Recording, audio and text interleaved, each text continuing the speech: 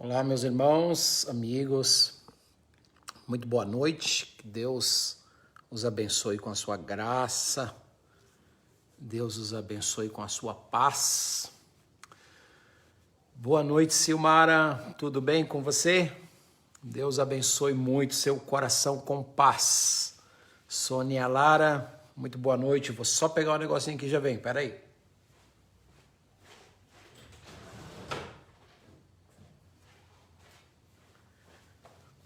Prontinho, questão de segundo. Oi, Alejandra, tudo jóia? Cleonice, Sônia, Everton, Zaneta, meu sobrinhão, boa noite. Vocês estão me ouvindo legal aí? Tô com um celular novo. Espero que o negócio agora esteja funcionando. Te abençoe, querido.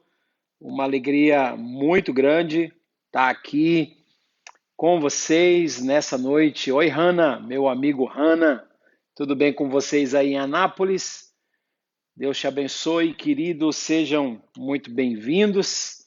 Enquanto o pessoal vai chegando aí, Paz, Nelson, Abílio, tudo bem com você? Boa noite, Pastor Edson, graça e paz. Todo mundo me chama de pastor, né? Tá bom, eu sou um evangelista, mas tá valendo. Gislaine Dutra, muito bem-vindo, muito bem-vinda. Sobrinhão, que bom que o som tá legal. Gabi Júnior, maravilha, Elaine Oliveira, Marcos, eu sei que você não fez isso para ser conhecido, mas o Marcos esses dias me procurou, sabe que eu vou para o Haiti e ele me mandou uma oferta para me ajudar a comprar a minha passagem para o Haiti. Então, meu amigo, eu sei que você não precisa disso, mas eu sou muito grato a Deus por sua vida. Conheço muita gente aí nos Estados Unidos que vieram a Jesus através da sua vida, do seu trabalho de evangelismo. Eu acho que só CD meu, não sei se você pode, se você tem um número aí, mas só CD de minhas pregações, eu acho que você espalhou aí centenas e centenas deles aí pelos estados de Nova York, Connecticut, esses estados aí, né? Oi, Jennifer, paz, Deus te abençoe. Marcos Cury, Esther Martins, tudo bem? Hudson Zanoni, meu querido amigo, Deus te abençoe. Que bom, que bom. A Gislane Dutra, já pastor, evangelista. Ah, que bom, que o som tá legal. É celular novo, né? Vocês oraram. Deus, Deus me abençoou com um celular legal. 7.000, olha só. O evangelista Marcos já entregou lá nesses estados da Nova Inglaterra 7.000 CDs de pregações nos seus trabalhos de evangelização. Todo lugar que eu ia, as pessoas diziam: eu te conheço, porque alguém em um posto de gasolina me deu um CD, alguém em uma padaria, alguém numa esquina de Manhattan. É esse camarada aí, ó, o Marcos Numberger. É ele que é esse evangelista. Não tem um cuecão que fica lá, tocando lá na rua de Manhattan, na Times Square, um cara que fica tocando famosão. Então, o cara lá é o famosão do violão. O Marcos, ele é o ungido de Deus, pregando a palavra de Deus o tempo todo lá naquela região. Oi, Laucélia, tudo bem? Ana Maria, a paz do Senhor missionário. Puxa, que bom ver todos vocês. Oi, Mineirinha, Josi, querida, tudo bem com você? Você precisa fazer logo, Josi, os DVDs, as aulas, sabe, as aulas desses bolos, desses doces que você faz, e ensinar esse povo, assim como você ensinou lá no Nordeste, faz um. Eu não faço esses seminários, faz um seminário de culinária, de, eu sei, de confeitaria, né? De fazer bolo do jeito que você faz. Tem que espalhar esse negócio pelo Brasil, tá bom? Sirlene, Aécio Simões, Jonatas Santos. Oi, Jonatas, tudo bem com você? Um grande abraço. Leílcia, tudo jóia? Que bom. Você está pelo Goiás ou já está por aqui? Ou já está em Minas, uai? Gercilei Santos. Poxa, que bom. Enquanto vocês estão chegando aqui, oi, Valdeban, tudo jóia? Alejandra Villalba. Que bom, glória a Deus. Compartilhe essa live. Eu tenho um assunto aqui muito interessante para tratar com vocês hoje. Vocês acho que perceberam que às quartas-feiras eu tenho tratado sobre princípios de sabedoria que mexe com o nosso caráter, que mexe com a nossa comodidade, mas que nos faz crescer. E eu estou assim trazendo esses princípios olha só, com a intenção de ajudar você. E também é um autoexame que eu estou fazendo também, que é de como reinventar, ou como inventar, ou como escrever o nosso futuro. Você vai dizer assim, que isso, pregador? Quem escreve o nosso futuro é Deus. A Bíblia fala no Salmo 139 que todos os nossos dias estão diante do Senhor. Mas eu tenho base bíblica de que Deus me dá a graça de inventar o meu futuro. Por exemplo, eu vou citar algumas bases bíblicas. Eu creio que você gostaria de saber disso. Dulce Gomes, boa noite. Deus abençoe Eduardo Carvalho, Salvadora, Santana. Puxa, tanta gente maravilhosa. Olha só, aonde eu consigo comprar o seu livro Deus de Pactos? Obrigado, Jennifer Medeiros. Olha só, nós vamos estar lançando por esses dias a nossa loja virtual. O nome dela é Eu Amo Fazer o Bem. E por esses dias já vai estar sendo lançada essa loja e você vai poder adquirir os meus livros. Não só os livros, você vai poder adquirir as mensagens, um monte de mensagens pregadas, outros livros, livros em e-book, livros de outros autores, de outras pessoas. Vai ser uma bênção para você. Eu tenho certeza que vai ser uma bênção para você. Voltando ao assunto de inventar o meu futuro, eu vou citar só alguns versículos na Bíblia para você perceber o que eu quero falar com essa ideia de você inventar o seu futuro. Olha o que diz a Bíblia. O avisado vê o mal e se esconde, porém o simples passa e sofre a pena.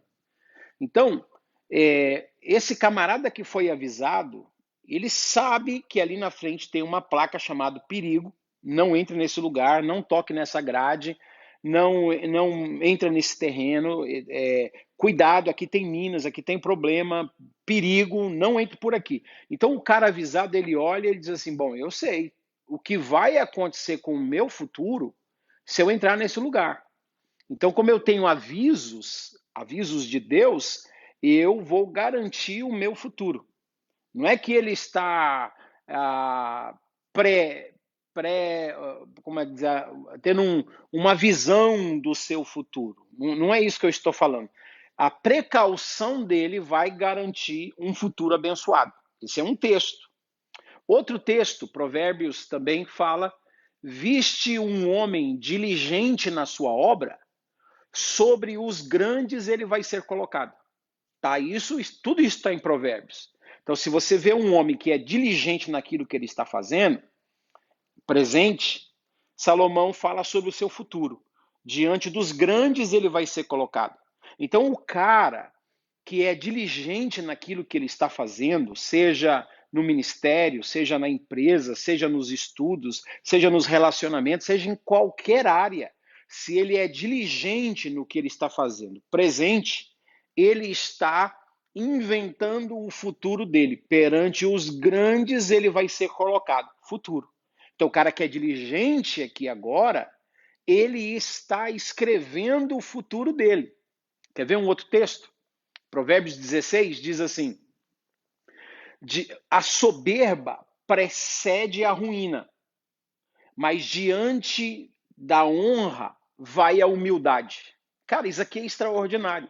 Então, quando você vê uma pessoa soberba, uma pessoa orgulhosa, altiva, cheia de vanglória, saiba que ela já está escrevendo o futuro dela, que vai ser destruição. A soberba precede a ruína.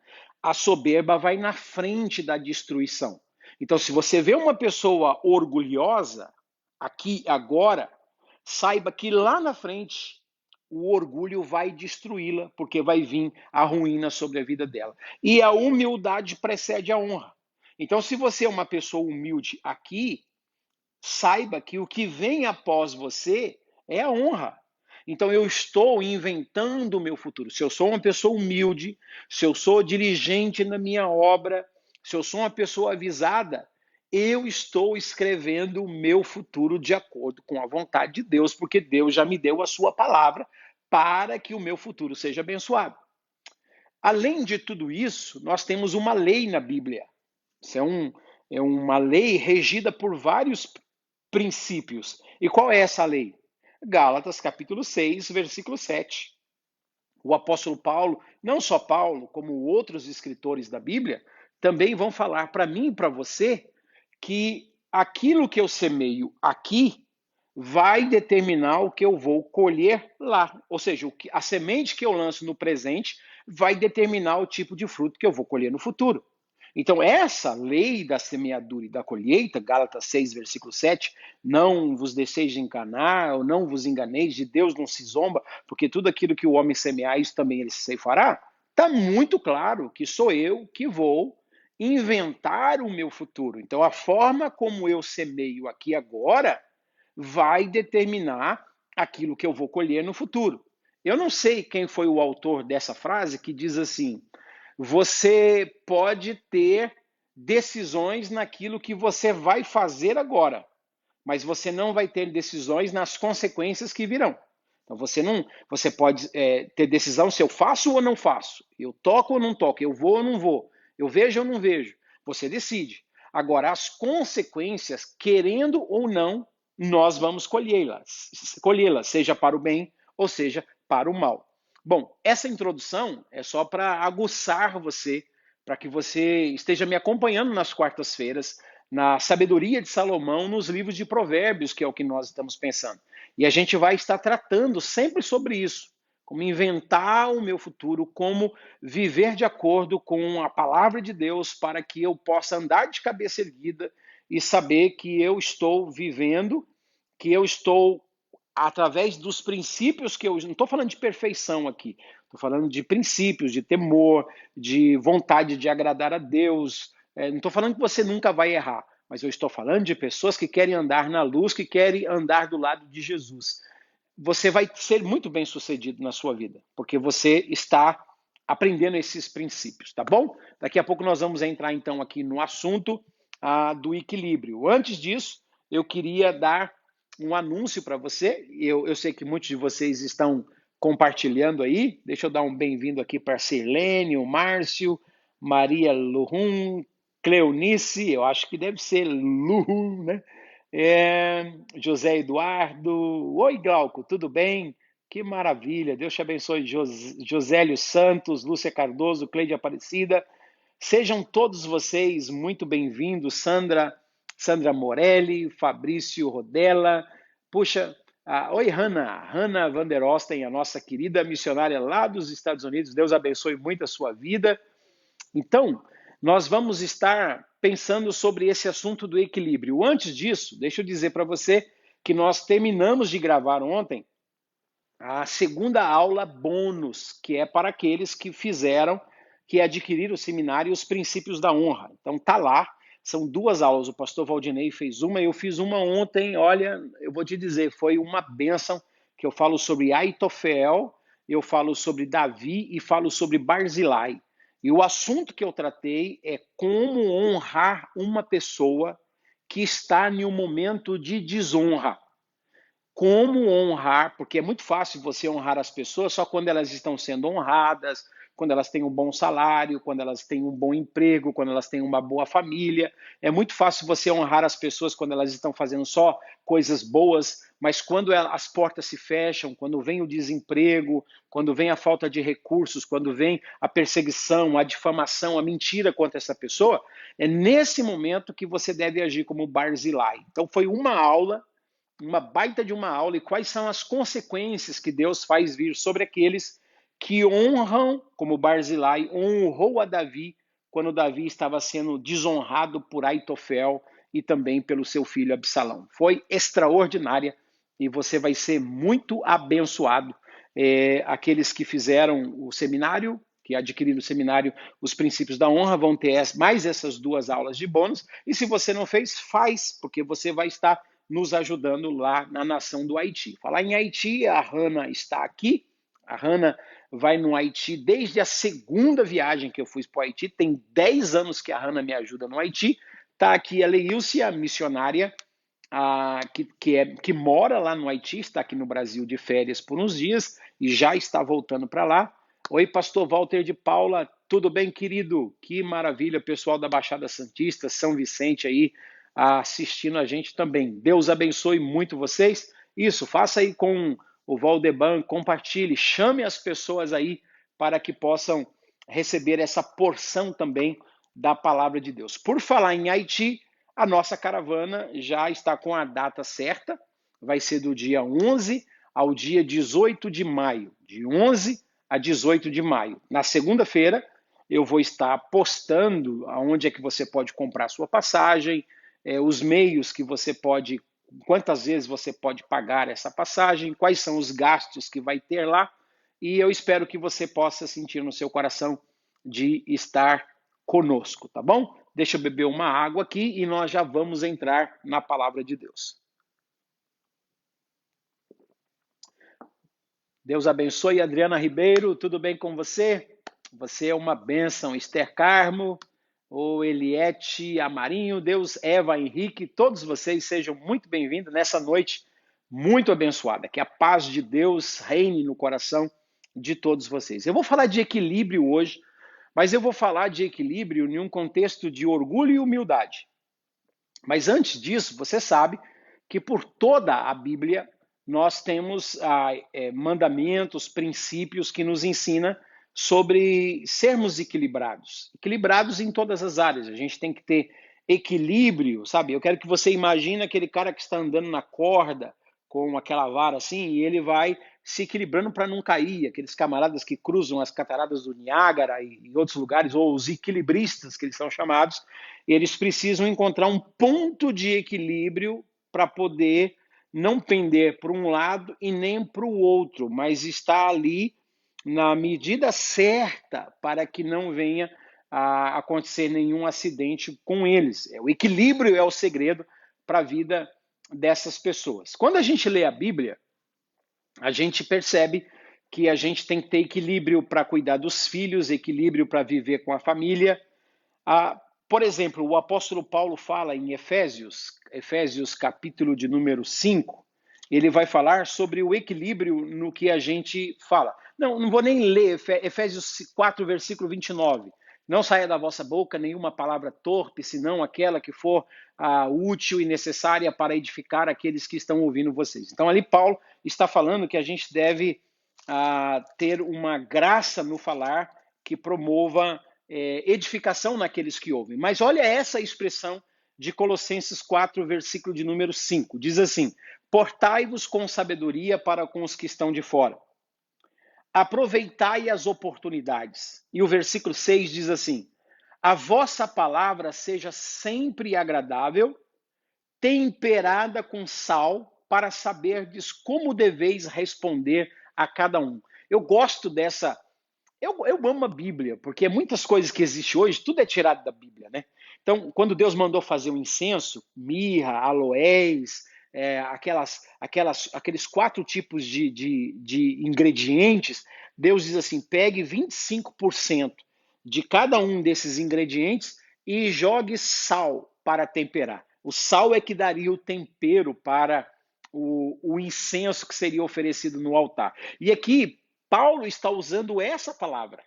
E ele está dizendo assim: olha, seja a vossa palavra agradável e que ela seja temperada com sal, para que você saiba responder a cada um. Então, existem formas de responder para cada pessoa. A gente não deve responder todas as pessoas da mesma forma, ou com o mesmo tom, com a mesma tonalidade, ou na mesma hora. Existem momentos certos de responder, da forma certa de responder, e Paulo vai dizer que a nossa palavra tem que ser temperada, sabe? A palavra temperada ali é equilibrada, temperada com sal. Que coisa linda! Imagine você, eu mesmo, uma vez fui fazer feijão. Eu não sei mexer muito na cozinha, mas uma vez eu fui fazer feijão e eu coloquei sal. E eu coloquei mais sal. E depois eu coloquei mais sal. E na hora de fazer lá o tempero, eu coloquei mais sal ainda. Ninguém conseguiu comer aquele feijão. Então, estava tão salgado, não dá para comer. Mas também um feijão sem sal, é só se a pessoa estiver doente, tiver alguma recomendação médica, porque ninguém gosta de comer uma comida sem sal. Mas também ninguém gosta de comer uma comida com muito sal. Então, qual que é o segredo para que uma comida fique boa? É colocar o sal na medida certa. O sal serve para dar o equilíbrio. O sal serve para dar tempero. E Paulo vem dizer para mim, para você, que a nossa palavra tem que ser temperada com sal, para que a gente saiba responder a cada um. Só aqui, eu acho que essa noite nós passaríamos a noite inteira pensando sobre esse assunto. Fábio Morgado, meu amigo, Aline Correia, Marina Michiles, tudo bem, querida? Puxa, que coisa linda ter vocês todos aqui, viu? Nós estamos aqui então em Colossenses 4, versículo 6, falando sobre o equilíbrio na nossa forma de falar, na nossa forma de responder a cada um. Depois, a gente vai ter também, lá em Filipenses capítulo 4, Filipenses 4, versículo 5, o apóstolo Paulo diz assim, olha, seja a vossa moderação notória a todos os homens, perto está o Senhor. Quando ele usa essa expressão, perto está o Senhor, não é uma expressão de que o Senhor está perto, voltando. Logo, logo ele vem nas nuvens. Isso é uma realidade. Mas quando ele diz, quando você lê pelo contexto, Filipenses 4, versículo 5, seja a vossa moderação notória de todos os homens, porque perto está o Senhor, ele está dizendo assim, olha, que a vida de vocês seja equilibrada, porque o Senhor está do lado de vocês. O Senhor está com vocês. E quando o Senhor está perto, quando o Senhor está conosco, as pessoas lá fora percebem. Por isso ele fala que a nossa vida tem que ser notória a todos os homens pelo nosso equilíbrio. É a palavra moderação. Seja a vossa moderação, que é nem muito além e também nem muito aquém, mas na medida certa, ser moderado. E o mundo vai ver que o Senhor está perto da gente pela nossa moderação, pelo nosso equilíbrio, pela nossa forma de viver. Quer ver uma outra coisa também? O apóstolo Paulo vai falar lá em Timóteo, capítulo 2, e o versículo de número 9. 2 Timóteo 2, versículo 9. Eu vou até ler isso com você. Ele vai falar, ele vai pegar aqui, no caso, o assunto das mulheres, em questão de roupas, né? Tem muita gente, eu acho que é 1 Timóteo. 1 Timóteo, capítulo 2, versículo 9. 1 Timóteo 2, versículo 9. Olha o que Paulo diz. Da mesma sorte que as mulheres, elas andem em traje decente e se ataviem com moderação e bom senso. Então é muito legal isso. Paulo dizendo, olha, eu não estou dizendo que as mulheres não podem usar certo tipo de roupa. Ele está dizendo assim, tenha bom senso e vista-se com moderação, sabe? Sem fazer os homens virar o pescoço. Você sabe o que eu estou falando, né, minha irmã? Você que está me assistindo agora. Paulo está dizendo, é você viver, você se vestir com um traje decente, um traje moderado, um traje de bom senso. Então é equilíbrio também no vestir. Claro que isso aqui se aplica hoje, principalmente na nossa geração, tanto a homens como a mulheres. A gente deve se vestir de forma decente. Então, a visão que eu gostaria que você colocasse na sua cabeça é esse cara se equilibrando, ou então uma visão bíblica para você anotar, fazer um desenho e memorizar, é Daniel capítulo 5, que é a visão de uma balança. Quando Deus aparece ao rei Beltesazar, que estava desenfreado, que estava bebendo vinho com as taças do templo, que estava se exibindo, que estava zombando de Deus, mexendo com as coisas sagradas de Deus, de repente aparece o dedo de uma mão lá, né? E começa a escrever na parede, e mene, mene, tekel, farsim. E aí tem que chamar Daniel para trazer a interpretação, porque os joelhos do rei batia de um lado para o outro, e a explicação foi, olha, rei, Deus mandou dizer que ele pesou você na balança, e a balança pendeu, você foi achado em falta. Não houve equilíbrio em você. Você perdeu o equilíbrio. Você foi pesado em balança, você foi achado em falta e por causa disso o seu reino vai ser tirado, você vai perder o seu reino.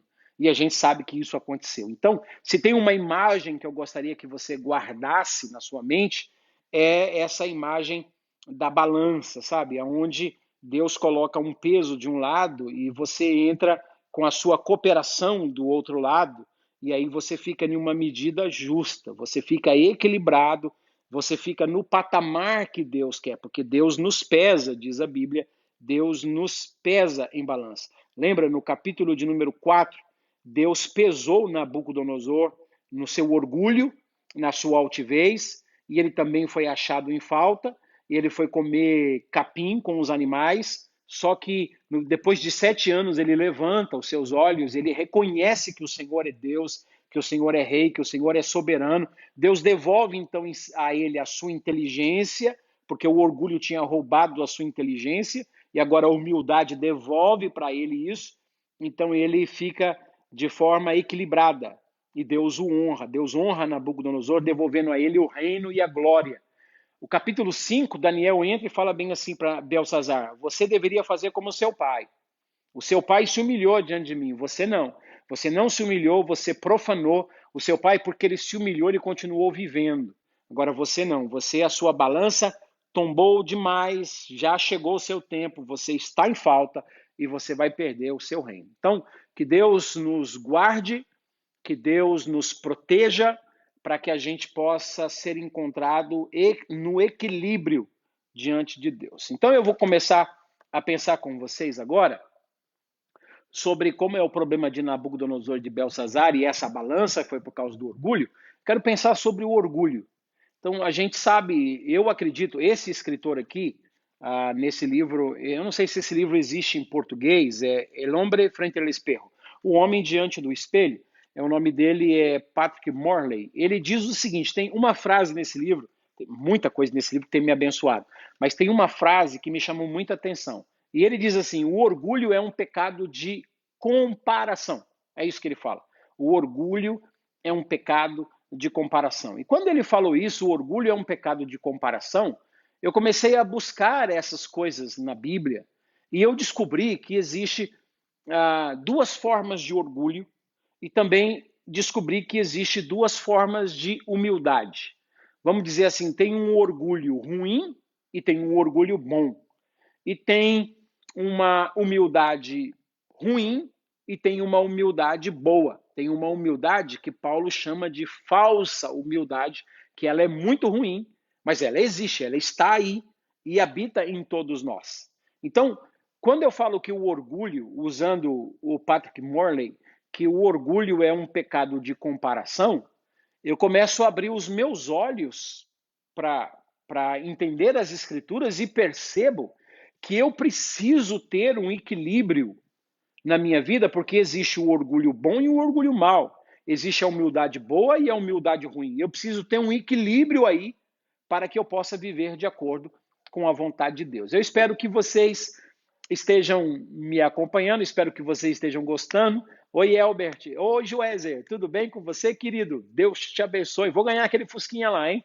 O meu amigo Joézer. Depois vocês entram lá no Face dele, Joézer Carla Rebeca, que tá aí, ó. E ele tá fazendo uma rifa de um Fusca, que a minha filha me fez comprar 2 números e a gente crê que a gente vai ganhar esse Fusca lindo, esse Fusca azul bonito. Entra lá na página dele, porque vai ser o sorteio agora no mês que vem. Tá bom, Joézer? Estamos aí fazendo propaganda desse Fusca lindo aí. Igor José, Deus te abençoe. Então, quando eu falo de orgulho bom, existe o orgulho bom. E a Bíblia fala disso. Por exemplo, quando você pega Gálatas, capítulo de número 6, Gálatas 6 e versículo de número 4, vai falar, versículo 4, né?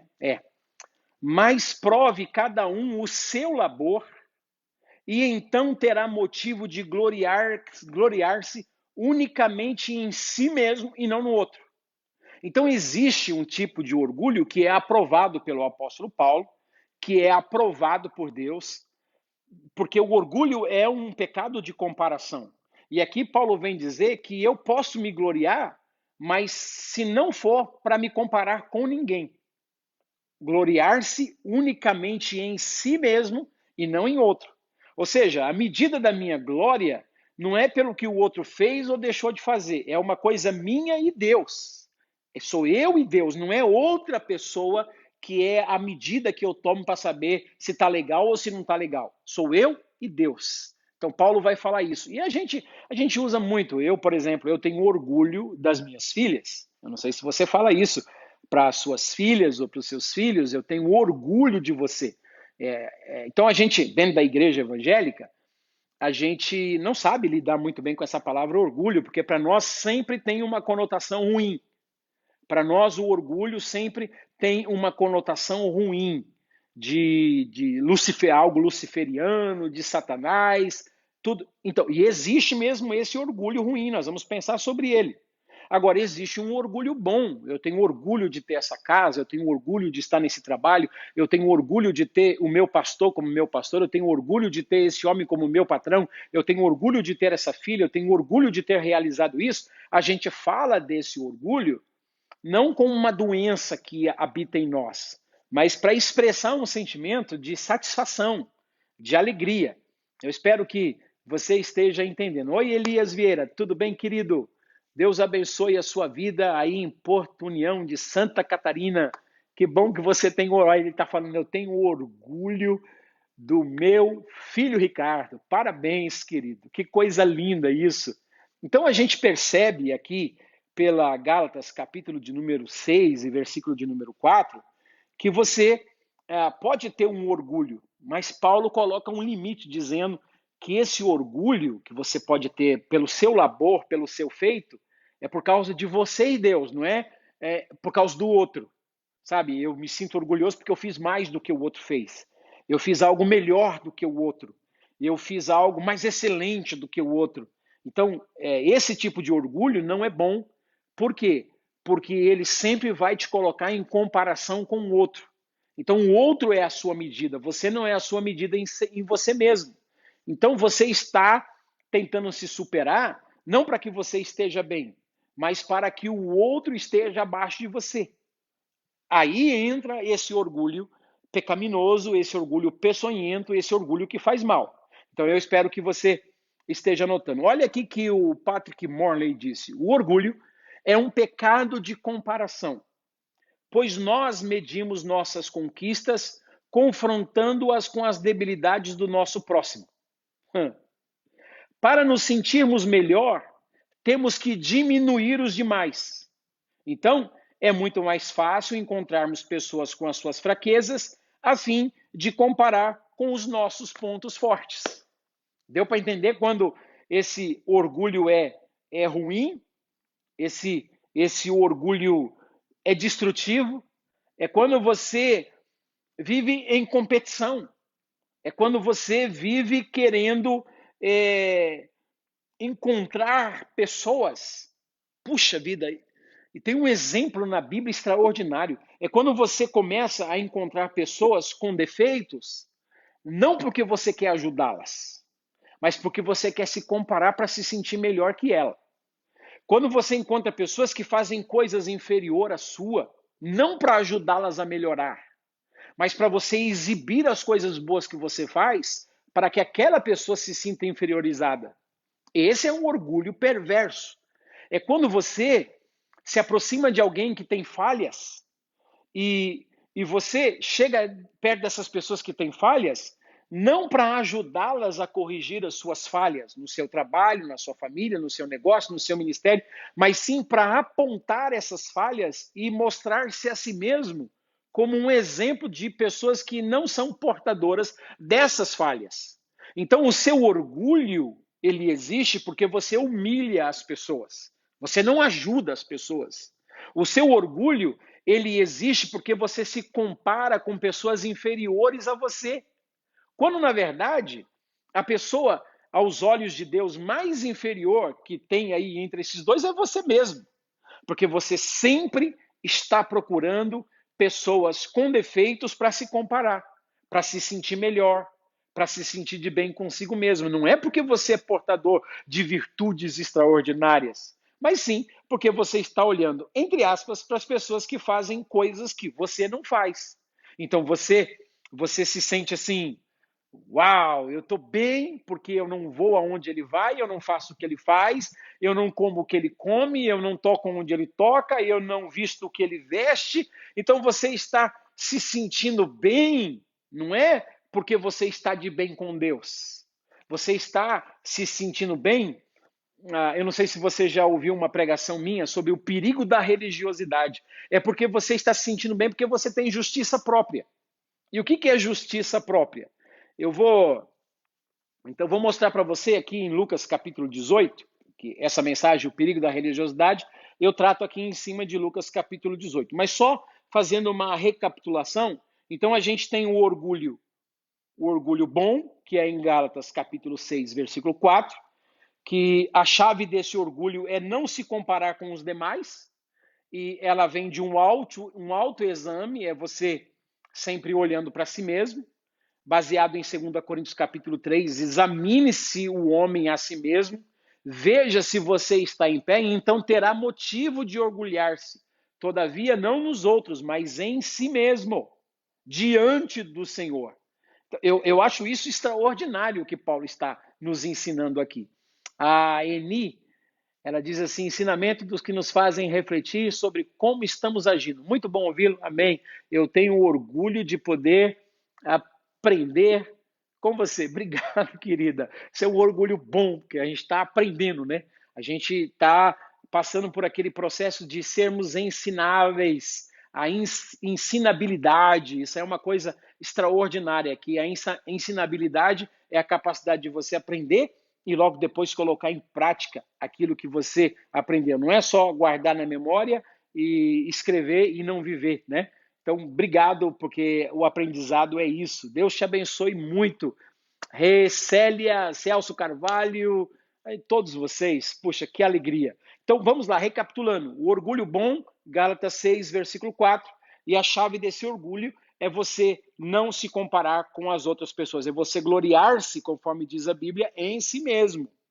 Diante do Senhor, você está satisfeito pelo que você está fazendo diante do Senhor, sem ter comparação.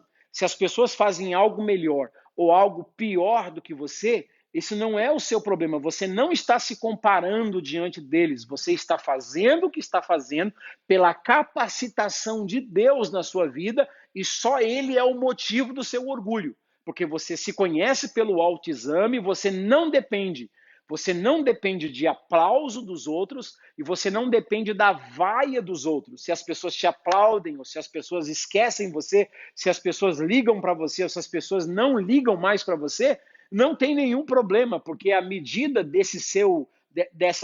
onde você se autoexamina não é baseado nas pessoas, se te aprovam ou se te reprovam. É diante de Deus. Dá para entender? Então vamos lá. Então a gente tem aqui o orgulho bom, e agora eu vou falar sobre esse Gálatas 6,4 é o orgulho bom, e agora Lucas capítulo 18 é o orgulho ruim. Vocês conhecem a história, Lucas 18, versículo de número 9, diz assim, e propôs Jesus uma parábola sobre aqueles que confiavam que eram justos diante de si mesmo, diante dos seus próprios olhos, mas não eram justos diante de Deus. Olha, propôs também essa parábola a alguns, graças a Deus não são muitos, né? Mas a alguns que confiavam em si mesmos por se considerarem justos e desprezavam os outros. Aí, você vê que Gálatas 6,4 é você, sabe, estar de bem com você mesmo, é você confiar em si mesmo, mas não se comparando aos outros, confiando na graça de Deus que está em você. É uma glória que você tem diante de Deus e não diante das pessoas. Aqui já é um orgulho ruim, porque Jesus diz que são pessoas que confiam em si mesmos e se consideram justos por quê? Porque desprezam os outros.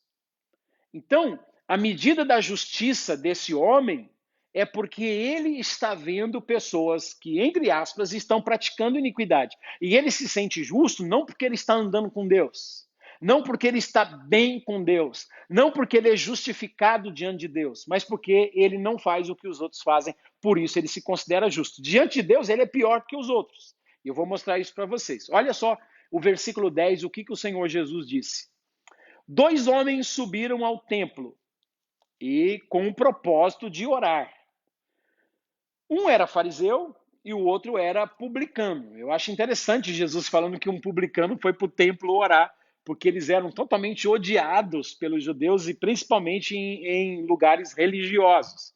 Aí diz o texto que o fariseu, a palavra fariseu significa separado para Deus, o fariseu, posto em pé, ele orava para si mesmo dessa forma. Ele orava para si mesmo, ele não orava para Deus. Ele estava na casa de Deus, ele estava no templo de Deus, ele usava o nome de Deus e ele orava. Mas ele não orava para Deus. Ele orava para si mesmo. Ele orava para si mesmo desta forma. Você sabe, claro, que nenhuma das pessoas que estão me assistindo tem essa marca de estar envolvido com todas as coisas de Deus, de viverem na casa de Deus, de terem a palavra de Deus e orarem para si mesmo. Claro que aqui me assistindo não tem ninguém assim, né? O texto diz, ó Deus, que ele dizia, ó Deus, orando para si mesmo, dizia, ó Deus, eu te dou graças porque eu não sou como os demais homens. Olha só a oração desse cara. O orgulho dele é tão grande que até na hora de orar ele está se comparando com os outros. Ele está perdido na sua religiosidade, na sua justiça própria. Ele está orando com a convicção de que está certo. E Jesus está aqui mostrando para a gente que ele está profundamente errado, porque ele está orando para si mesmo na casa de Deus, mas não está falando com Deus, mas como se estivesse falando com Deus. O Deus é ele mesmo. Ele é o seu próprio Deus, porque ele é a medida de todas as coisas, ele se compara com as outras pessoas. Ele diz, ó Deus, eu te dou graça porque eu não sou como os demais homens.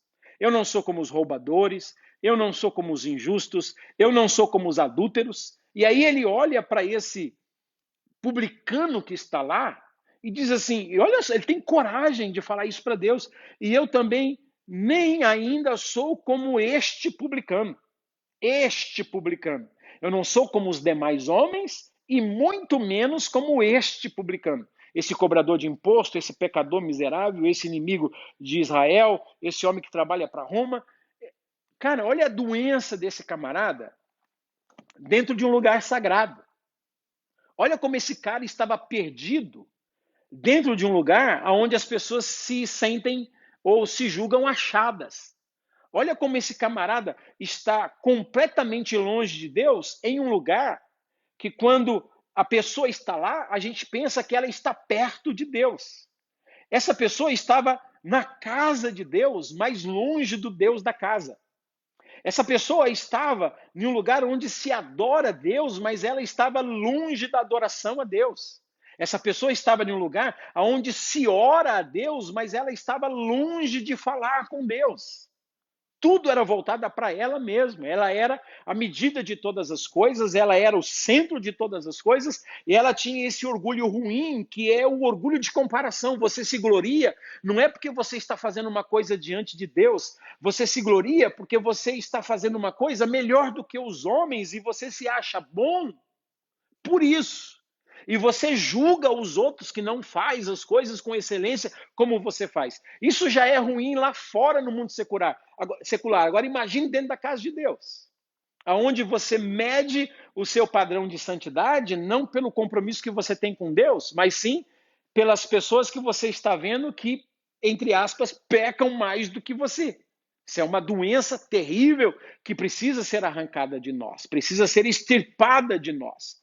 Então, Jesus disse assim, olha, que ele agora começa a falar para si mesmo, porque que ele se sente justo. Eu jejuo 2 vezes por semana e eu ainda dou o dízimo de tudo quanto ganho. Então, em outras palavras, eu dou o dízimo de tudo quanto ganho, eu jejuo, eu vou para a sinagoga tantas vezes por dia, eu oro tantas vezes por dia, eu faço tudo isso, eu não pratico esses tipos de pecados. Então, hoje, para a religião, eu quero que você entenda isso, e eu falo isso com muito temor. Eu estou preparando uma série chamada Eu Sou um Legalista em Processo de Libertação, que logo, logo eu vou estar falando com vocês. Eu não vou falar de outra pessoa, falar de mim. Uma série de mensagens a respeito da minha vida, desse legalista que está em processo de libertação, por um monte de coisas que eu aprendi, que era mais da religião do que da palavra de Deus, e agora, reinventando a minha história, eu estou aprendendo a como me desfazer dessas coisas que não procedem de Deus, mas sim, conforme Mateus 15, são preceitos de homens. E versículo 14, Jesus diz: toda planta que o meu Pai Celestial não plantou será arrancada. A gente tem que ser desarraigados, essas plantas têm que ser arrancadas de dentro de nós, e é um processo, e eu vou contar sobre esse processo para vocês. Esse camarada aqui hoje seria aceito na maioria das igrejas. Quem é que não gostaria de um cara que não peca, não rouba, não adultera, não mente, não é um publicano, dá o dízimo de tudo quanto ganha, jejua 2 vezes por semana, portanto 8 vezes no mês, ora 5 vezes por dia, vai ao templo? Um cara desse seria um baita de um membro nas igrejas hoje. Seja muito bem-vindo, meu irmão. Aí Jesus disse assim, olha, do outro lado estava o publicano, o desprezado por esse camarada, aquele que era o objeto de comparação. E você vai ver aqui que tudo tem a ver com orgulho e com humildade. É o assunto que nós estamos tratando aqui. Jesus disse que o publicano, estando longe, em pé, ele nem ousava ainda levantar os seus olhos, mas ele batia no peito dizendo: ó Deus, tem misericórdia de mim, pecador, ser propício a mim, pecador. E aí Jesus olha para as pessoas com quem ele estava conversando e diz assim: digo-vos que este, o publicano, ele desceu para casa justificado, para sua casa, e não aquele, o fariseu, porque todo aquele que exalta, todo aquele que se exalta será humilhado, mas o que se humilha será exaltado. Então você percebe aqui Jesus concluindo essa parábola, esse ensinamento, que o pecado desse camarada, o orgulho dele é o pecado de comparação. Ele se sente bem. Cara, isso é uma doença que a gente tem que vigiar. Ele se sente bem porque está olhando para pessoas que, entre aspas, são piores do que ele. Ele não se sente bem porque ele ama Deus. Ele não se sente justificado porque a graça de Deus o perdoou, porque o sangue de Jesus o perdoou, porque houve propiciação sobre a vida dele, porque ele alcançou a graça de Deus. Ele não se sente bem porque ele está vivendo com Deus. Ele se sente bem porque ele está olhando para pecadores. Ele se sente bem porque ele está olhando para gente que está fora da religião. Ele se sente bem porque ele está olhando para os que estão longe de Deus. Isso é uma doença terrível. E deixa eu dizer uma coisa para você. Jesus ensinou isso aqui nessa parábola. Jesus está dizendo para mim e para você, Edson, olha só, existe mais esperança para essas pessoas que estão sendo acusadas por ele de praticarem aquilo e praticam aquilo de verdade. Existe mais esperança para a prostituta, para o adúltero, para o ladrão, para o avarento, para o beberrão, para o publicano. Existe mais esperança para aqueles que estão lá fora do que para esses que são a sua própria medida, que confiam em si mesmo, na sua justiça própria. Por que Jesus está dizendo isso? Porque as pessoas que estão lá fora, que são aqueles que nós nos comparamos, que a gente não faz o que eles fazem, não come o que eles comem, não assiste o que eles assistem, não vai aonde eles vão, e a gente vive, eles têm espaço para a graça de Deus tocá-los, porque eles sabem exatamente que são isso mesmo. Por isso que o publicano nem sequer ousava levantar os seus olhos ao alto. Ele só batia no peito, ele dizia: eu sei que eu sou isso mesmo. Então, essas pessoas que a gente usa para medir a nossa espiritualidade, esse orgulho maligno, para medir a nossa justiça própria, existe mais esperança para eles do que para nós. Por quê? Porque eles sabem que estão naquela qualidade mesmo, portanto, quando a graça vier sobre eles, a graça os salvará. Agora, vem a graça de Deus sobre nós, a gente diz que não precisa. Por quê? Porque a gente não é como os outros homens.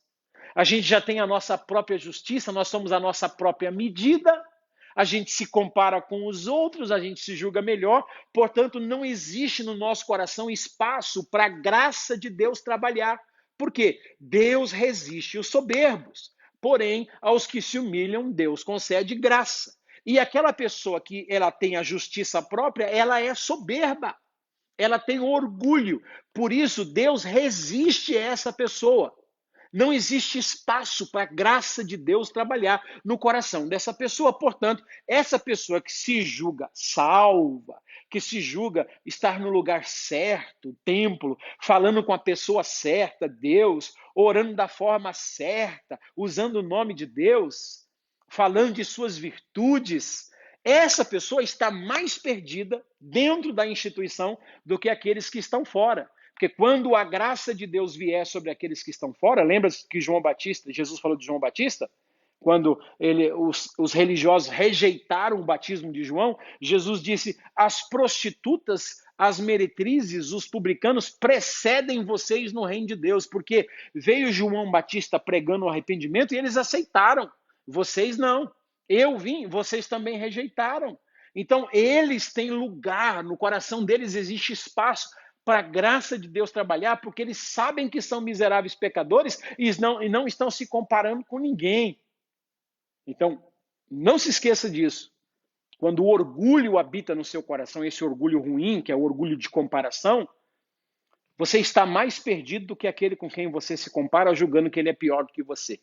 Aos olhos de Deus, você é pior do que eles. Agora, quando você tem humildade no seu coração e diz: Deus, eu te agradeço porque eu estou aqui, eu só sou o que eu sou porque o Senhor me alcançou. Então eu não como o que eles comem, eu não vou aonde eles vão, eu não assisto o que eles assistem, eu não faço o que eles fazem. Não é porque eu sou melhor do que eles, mas é porque eu conheci a tua graça e eu me humilhei. A tua graça me alcançou, pode alcançar eles também. Você se torna uma esperança. Você não vem com uma trave no seu olho, apontando o cisquinho que está no olho da pessoa. Você não vem. Não. Primeiro você passou por uma cirurgia, Deus arrancou a trave do seu olho e agora você vai chegar no olho do seu irmão que tem só um cisco e você vai soprar. Não, é simples assim, ó. Só um soprinho, vai sair o cisco. Seu problema é simples. O meu é que era grande, porque teve que passar por uma cirurgia, era uma trave no meu olho. Então quando você é curado, a trave foi tirada, você vê o cisco no olho do teu irmão, não para acusá-lo, mas para chegar e soprar. Agora, quando você não é curado, você tem uma trave imensa nos seus olhos, mas você não vê. Mas vê o cisquinho no olho do seu irmão. Ou seja, quando você não é curado, você é capaz, quando você é orgulhoso, você é capaz de ver coisas pequenas na vida dos outros, mas não consegue ver as grandes coisas na sua vida.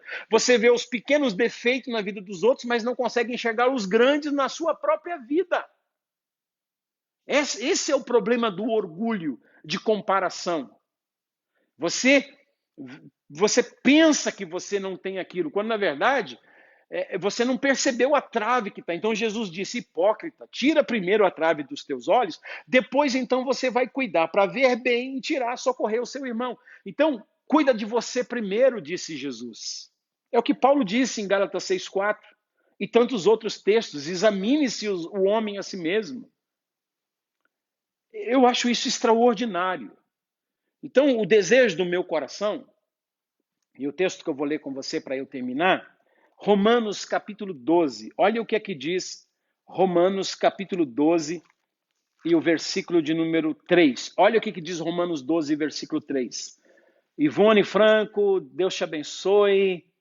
Amém. Glória a Deus. Deus abençoe o Irlene Gonçalves, Raquel Rodrigues, Elisa Cortez.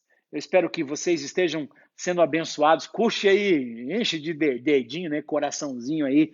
Eva Henrique, sejam bem-vindos. Deus abençoe. Olha só, Romanos 12, versículo 3. Porque pela graça que me foi dada, digo a cada um dentre vós que não pense de si mesmo além do que convém. Antes, pense com moderação, segundo a medida da fé que Deus repartiu a cada um.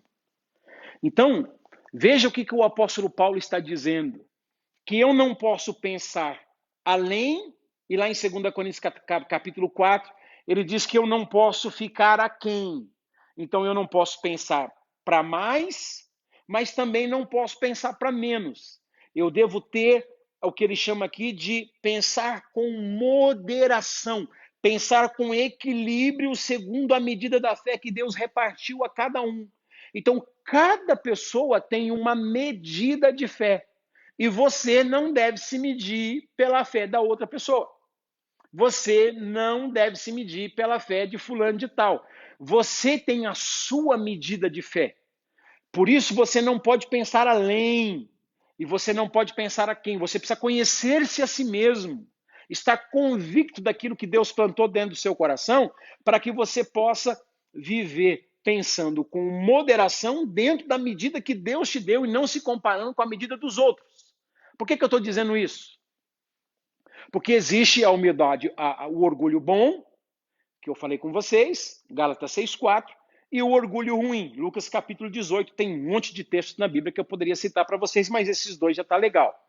Mas existe também a humildade boa, que é essa daqui, você pensar com moderação, não ir além nem ficar aquém, mas pensar com moderação a respeito de si mesmo. Mas existe a humildade ruim. Então, o orgulho, olha só que coisa extraordinária. O orgulho é você olhar para as pessoas de cima para baixo. O orgulho ruim. Você olha para as pessoas como se você estivesse lá em cima dizendo: vocês não estão no meu patamar, não chegaram onde eu estou. Esse é o orgulho ruim. Agora, qual é a humildade ruim? A humildade ruim é você se colocar em uma posição de vítima e olhar de baixo para cima para as pessoas. Então, no orgulho, você olha e diz assim: essas pessoas não são tão boas quanto eu. E na falsa humildade, é você olhar e dizer assim: eu não sou tão bom quanto essas pessoas. Esse espírito de autocomiseração, esse espírito que te põe para baixo, que você fica aquém. No orgulho, você vai além. E na humildade, na falsa humildade, você fica aquém. Por isso que tem que ter o orgulho certo e a humildade certa no equilíbrio. Eu acho que você está entendendo essa mensagem agora, justamente em Romanos 12, versículo 3, quando Paulo fala sobre pensar com moderação a respeito de si mesmo, sabendo que Deus deu uma medida de fé para cada um. Poxa, já pensou? Eu já entrei nessa quando eu era novo convertido, de me medir com Billy Graham. Uma vez eu fui na casa de Billy Graham e tinha lá o quadrão dele, bem bonito, lá em North Carolina, em Charlotte. Alguns irmãos que estão aqui me levaram lá e eu tive algumas vezes lá. E eu lembro que eu tirei uma foto assim do lado do quadrão na lareira do Billy Graham, no púlpito que ele pregava, junto com a filha dele lá também, aquelas coisas todas. E eu coloquei assim, Billy Graham e Mini Grão. É o Billy Graham e o Mini Grão. Então eu olhava para ele, eu lembro do pastor Caio Fábio, com a Fábrica da Esperança, que eu olhava e dizia: ai meu Deus do céu, me sentia assim, um miserável. Eu dizia: ai, quando é que eu vou conseguir fazer? Ai. Então essa comparação não é só para os orgulhosos, mas existe uma falsa humildade. Os orgulhosos olham de cima e dizem: você nunca vai chegar onde eu cheguei. E os falsos humildes vão dizer assim: eu nunca vou conseguir chegar onde ele está, porque não compreende que para cada um dos seus servos, Deus deu uma certa medida de fé. Talvez deu para eles uma medida de fé que não é a minha medida de fé. Por isso eu tenho que pensar com moderação. Eu não vou ser Moisés, eu não vou ser Elias, eu não vou ser Josué, eu não vou ser Joézer, eu não vou ser o Osiel, eu não vou ser nenhuma dessas pessoas, eu vou ser eu mesmo. Deus me deu uma medida de fé e eu vou pensar com moderação, não vou ficar nem além e nem vou ficar aquém. Não vou ficar pensando que estou lá em cima, mas também não vou ficar pensando que eu estou lá embaixo. Eu vou ficar no ponto certo. Eu me conheço, Deus é a minha satisfação, eu estou em paz com Deus e o meu motivo de me gloriar é nele e nenhuma outra pessoa, nem as que estão acima, nem as que estão abaixo. Deus é a minha medida. Deus é a minha satisfação. Deu para você entender? Eu espero que você esteja entendendo essa palavra e que você esteja guardando no seu coração. E o meu celular aqui está dizendo que a minha bateria está acabando. Não eu aqui, né? Porque se deixar eu vou 2 horas. Mas a bateria do meu celular está acabando. Puxa, que alegria ter você nessa live. Eu tenho outras anotações, outras coisas para a gente conversar.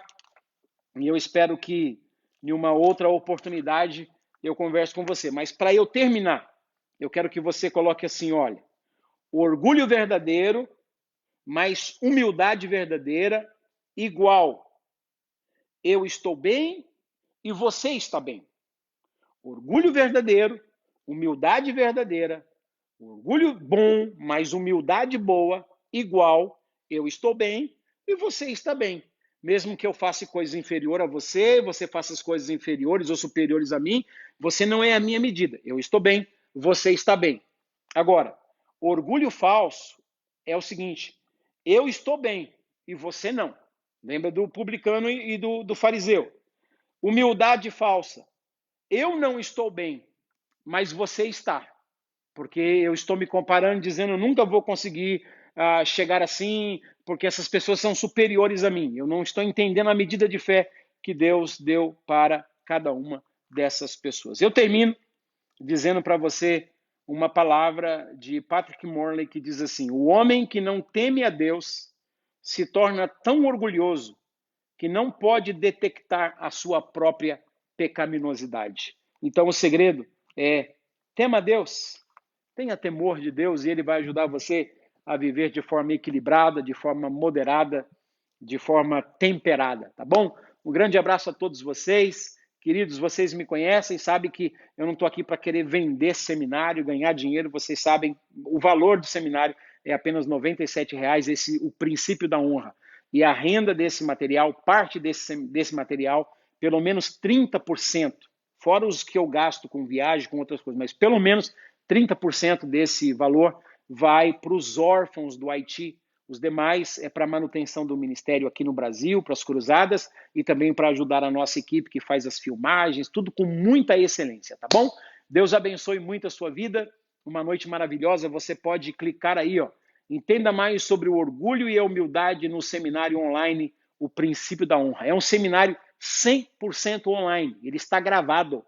Você, ao adquirir, na mesma hora chega no seu e-mail o link para você acessar e você pode acessar a hora que você quiser. Você vai ter 12 meses para estudar essas 14 aulas do pastor Valdinei e eu e ser abençoado e anotar. E se você tiver dúvida, vai ter lá um lugar para você escrever. A gente vai fazer as aulas, as classes para tirar as dúvidas, como nós já fizemos algumas, vamos fazer mais. Você vai ter acesso às aulas bônus, como aquela que eu fiz ontem à noite, já vai estar sendo liberada para o grupo. Enfim, uma benção. E é apenas R$ 97,00 e você pode pagar em 12 vezes. E eu e os órfãos do Haiti vamos agradecer muito a Deus pela sua vida. Deus abençoe. A gente vai se falando. Uma boa noite. Não esqueça de compartilhar essa palavra. Se você foi abençoado, por favor, abençoe outras palavras e faça com que essa live percorra essa nossa nação e outros países de língua portuguesa também. Um grande abraço, na paz de Jesus, uma boa noite. Amo vocês. Fiquem com Deus.